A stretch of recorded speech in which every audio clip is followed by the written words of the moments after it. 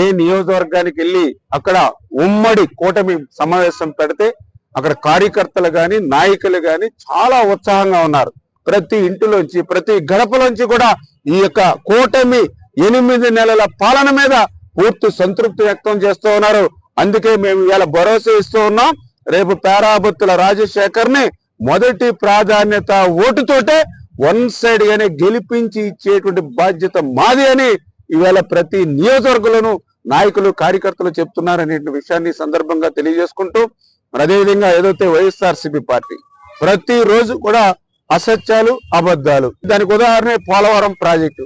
మరి నిన్న మొన్న పోలవరం ప్రాజెక్టు గురించి ఆ వైఎస్ఆర్సీపీ నాయకులు మరి ఆ అంబటో లేకపోతే బొత్స సత్యనారాయణ జగన్మోహన్ రెడ్డి లేదా వాళ్ళ అవినీతి కరపత్రిక అవినీతి ఛానల్ మరి ఆ పోలవరం గురించి మాట్లాడుతూ ఉంటే మరి చాలా ఆశ్చర్యకరంగా, ఎందుకంటే అసలు పోలవరం ఎత్తు గురించి మాట్లాడేటువంటి అర్హత జగన్మోహన్ రెడ్డికి ఎక్కడ ఉంది? ఏదైతే నిన్న వాళ్ళ వైఎస్ఆర్సీపీ మాట్లాడుతూ ఉన్నారు పోలవరం ఎత్తు 41.15 మీటర్ల మీద మరి పోరాడాలని. ఎవరి మీద పోరాడాలి? జగన్మోహన్ రెడ్డి మీద మీరు పోరాడాలి. తాడేపల్లి రాజప్రసాదం ముందు మీరు ధర్నా చేయాలి. ఎందుకంటే ఆ 41.15 మీటర్లని ఆ 45.72 మీటర్లని ఎవరు తీసుకొచ్చారు? నువ్వు ముఖ్యమంత్రిగా జగన్మోహన్ రెడ్డిగా ఉండగానే నువ్వే కేంద్రానికి ఆ 2 ఫేసులు పెట్టింది నువ్వు కదా. మేము కూడా మండలిలో ఛాలెంజ్ చేసి అడిగాం. 2019కి ముందు చంద్రబాబు నాయుడు గారే కాదు ఏ ముఖ్యమంత్రి ఉన్నప్పుడైనా సరే పోలవరం చరిత్రలో 41.15 అని కానీ 45.2 అని కానీ ఎక్కడైనా ఆ ఎత్తు ఉందా? మొట్టమొదటిసారిగా ఆ యొక్క 41, 45 అని తీసుకొచ్చిందే జగన్మోహన్ రెడ్డి. అంచేత ఎత్తు గురించి మీరు ధర్నా చేయాలి. ఆ ఎత్తు గురించి మీరు మాట్లాడాలని అంటే జగన్మోహన్ రెడ్డి దగ్గర తాడేపల్లి ముందు ధర్నా చేయాలి. ఆ రోజు 2019కి ముందు ఆ రోజు తెలుగుదేశం ఆ రోజు చంద్రబాబు నాయుడు గారు ముఖ్యమంత్రిగా ఉండగా ఆ రోజు ఢిల్లీలో అక్షరాల 55,000 కోట్ల రూపాయలకి పోలవరానికి అనుమతులు తీసుకున్నాం. అప్పుడు ఫస్ట్ ఫేజ్ లేదు, సెకండ్ ఫేజ్ లేదు, 41 లేదు, 45 లేదు.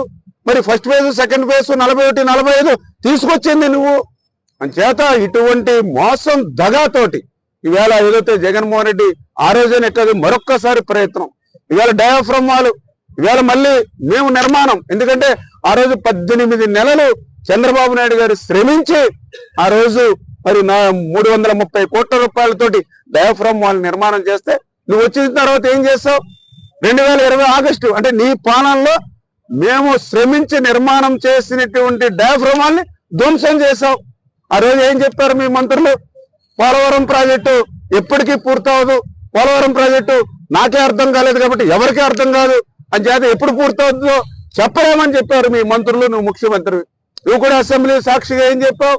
2020 జూన్ అన్నావు, 2020 డిసెంబర్ అన్నావు, 2021 జూన్ అన్నావు.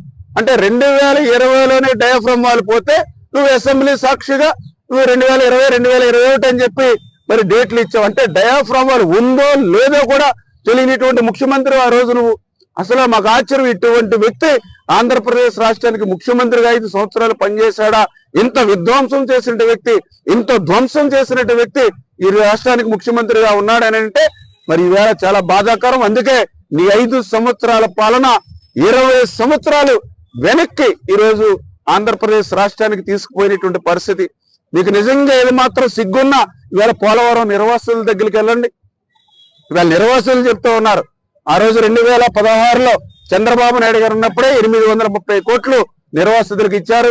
మళ్ళీ 1000 కోట్ల రూపాయలు మళ్ళీ చంద్రబాబు నాయుడు గారు ముఖ్యమంత్రిగా 2025లో ఇచ్చారు. ఆ రోజు ఈ రోజు కూడా నిర్వాసితులకు ఇచ్చింది చంద్రబాబు నాయుడే. మరి ఆ రోజు 1924 జగన్మోహన్ రెడ్డి 5 సంవత్సరాల పాలనలో నిర్వాసితులకి ₹1 కూడా ఎందుకు ఇవ్వకపోవడం మాట నుంచి ఆ నిర్వాసితుల కాలనీలకి ఆ రోజు 19కి ముందు నిర్మాణమైనటువంటి నిర్వాసితుల కాలనీలకు కూడా ఒక్క అరబస్తా సిమెంట్ కానీ ₹1 కూడా పెట్టినటువంటి జగన్మోహన్ రెడ్డికి ఈ రోజు పోలవరం గురించి మాట్లాడే అర్హత ఎక్కడ ఉంది? ఆ రోజు కూడా మీరందరూ చూశారు జగన్మోహన్ రెడ్డి పాలనలో నిర్వాసితులు రోడ్డు ఎక్కి మమ్మల్ని తెలంగాణలో మా రాష్ట్రంలో మమ్మల్ని కలిపేయండి అని ముంపు మండలాల ప్రజలు నిర్వాసితులు రోడ్డు ఎక్కారంటే నీ పాలన ఎంత దారుణంగా ఆ రోజు కొండల్లో గుట్టల్లో గుడారాలు వేసుకుని ఏ రోజు ఏ పాము వచ్చి కాటేస్తుందో, ఏ పిల్లవాడు ఏ గోదావరి నీటిలో కొట్టుకుపోతాడని భయంతో బతికారు నీ 5 సంవత్సరాల నీ రాక్షస పాలనలో. అటువంటి వ్యక్తివి, అటువంటి పార్టీ, అటువంటి పాలన ఈరోజు పోలవరం గురించి గాని ఈ రాష్ట్రం గురించి గాని మాట్లాడేటువంటి అర్హత ఈ వైఎస్ఆర్సీపీకి, జగన్మోహన్ రెడ్డికి ఈ వైఎస్ఆర్సీపీ అవినీతి పత్రిక లేదని చెప్పి మీ ద్వారా తెలియజేస్తాం. ఏ నియోజకవర్గానికి వెళ్ళి అక్కడ ఉమ్మడి కూటమి సమావేశం పెడితే అక్కడ కార్యకర్తలు గాని నాయకులు గాని చాలా ఉత్సాహంగా ఉన్నారు. ప్రతి ఇంటిలోంచి ప్రతి గడపలోంచి కూడా ఈ యొక్క కూటమి 8 నెలల పాలన మీద పూర్తి సంతృప్తి వ్యక్తం చేస్తూ ఉన్నారు. అందుకే మేము ఇవాళ భరోసా ఇస్తూ ఉన్నాం.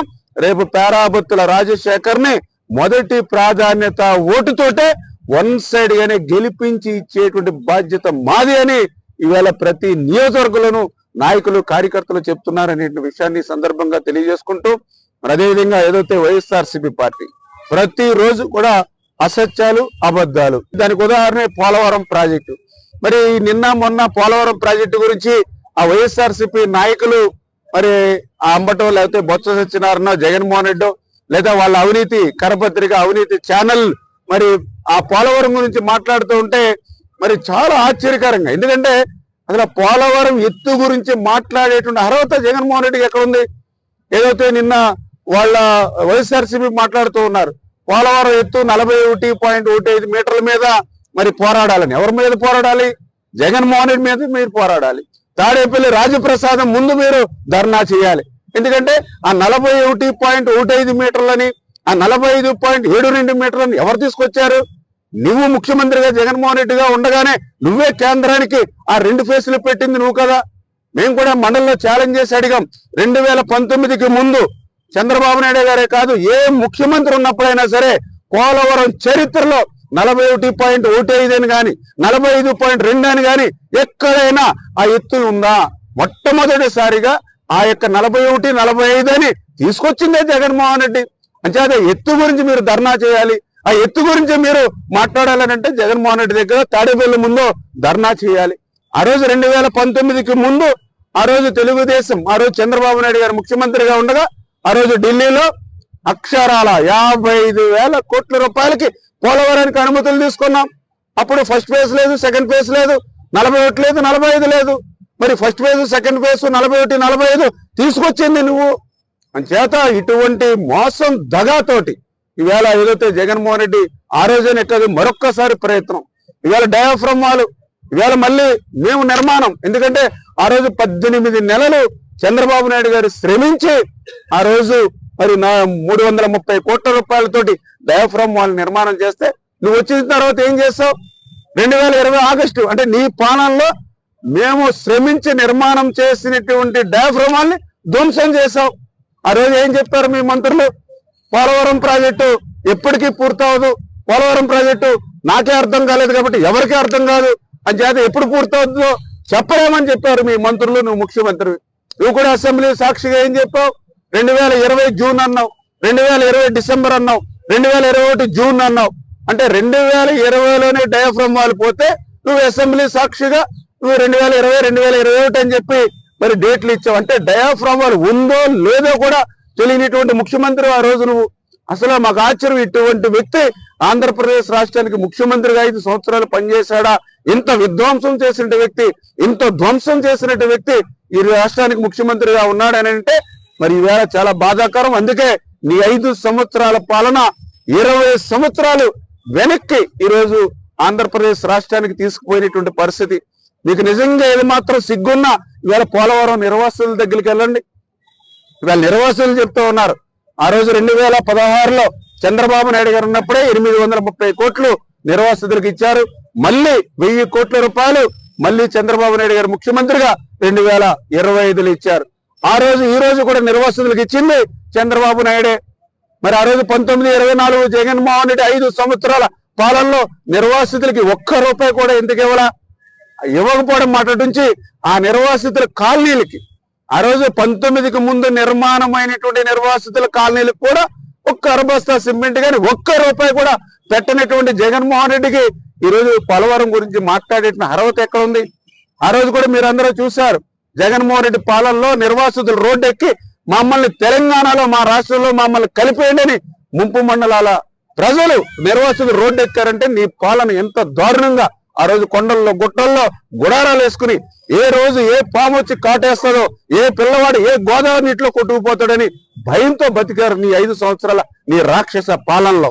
అటువంటి వ్యక్తివి, అటువంటి పార్టీ, అటువంటి పాలన ఈ రోజు పోలవరం గురించి గాని ఈ రాష్ట్రం గురించి గాని మాట్లాడేటువంటి అర్హత ఈ వైఎస్ఆర్సీపీకి, జగన్మోహన్ రెడ్డికి, ఈ వైఎస్ఆర్సీపీ అవినీతి పత్రిక లేదని చెప్పి మీ ద్వారా తెలియజేస్తాం.